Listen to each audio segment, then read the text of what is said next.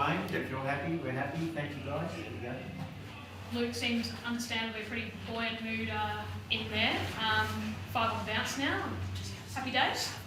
Yeah, it's a pretty solid win for us. Obviously, Adelaide had been playing really pressure football and beaten some sides that have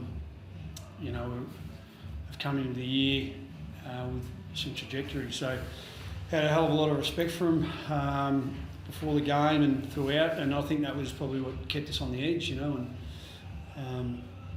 pretty solid contribution right across the board from our boys, and obviously the negative, JJ with his injury, and probably just left a bit of score out there, hitting the post 4 times,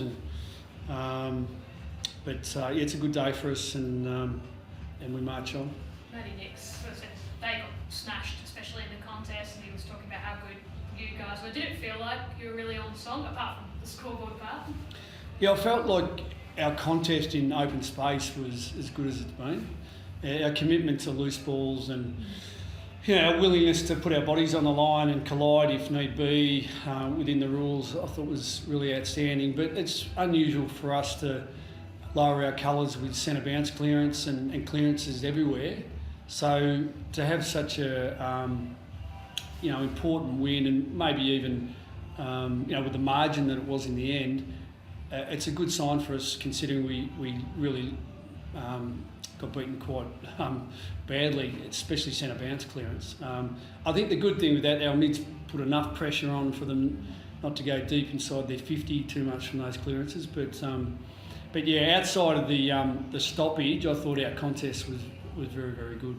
Can I ask about your defence? I know the first couple of rounds, I think obviously killed your way, but since then, you've been really holding sides to low scores. Like it's been very impressive. And what did you make of today? I think it was Adelaide's lowest since 2021. So yep. another good result. Yeah, there's a couple of layers to the defensive side of things. Obviously, there's probably the back 7 who played through there who.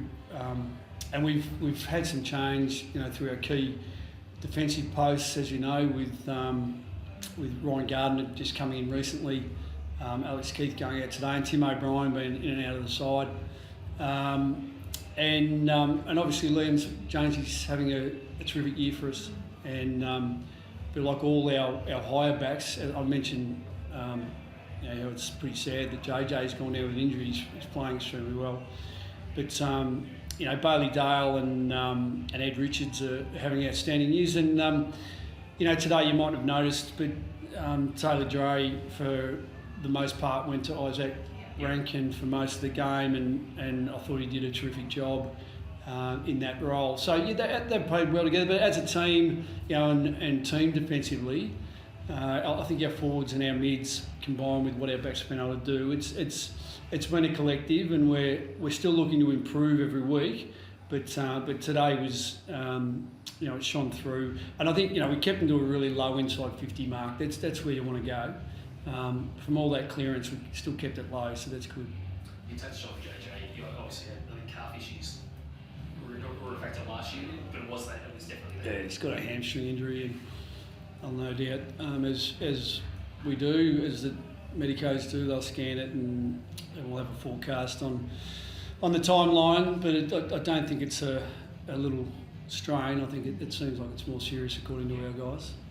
You go from the brisk Ballarat to the tropics next week. Yeah. What sort of challenges is that presenting? It's a team that looks like it's been in good form for the last few weeks. Yeah, well, it presents a huge challenge. They've been playing some impressive football. I mean, they almost got Melbourne. Had a really good outing last week, and the contrast, as you allude to, I've never been involved in Darwin with any club that I've been a coach at or even played with. So it'd be a first for me. But I was speaking to Chrissy Maple last night, and he tells me that last time the club went to Darwin, and now it's TO Stadium, I think. I think the team at the time got special dispensation to wear a glove So it tells you how slippery it is from the sweat and the dew and all that. So in a sense, playing in damp conditions is probably a good prelude or precursor to going up there. But as you said, the heat and humidity should be a level playing field. Both clubs are going up on a Thursday.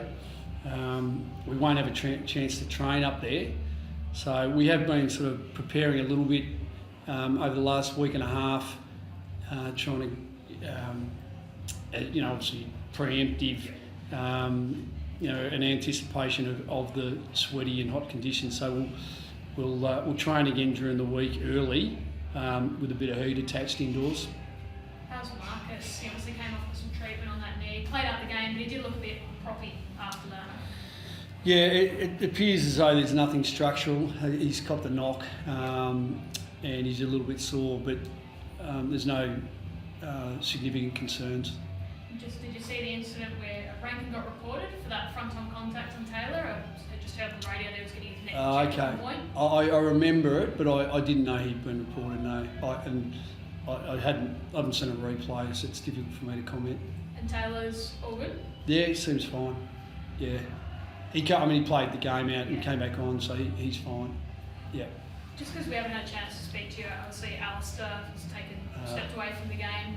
Your press conferences earlier in the week, so you've been asked about it. What have you made of it? Have you spoken to him or anything like that? I've reached out. I think everyone's reached out who's, who has a relationship with Al. I mean, I cherish my time that I spent with him at the Hawks. I was there during some of those periods that people were talking about.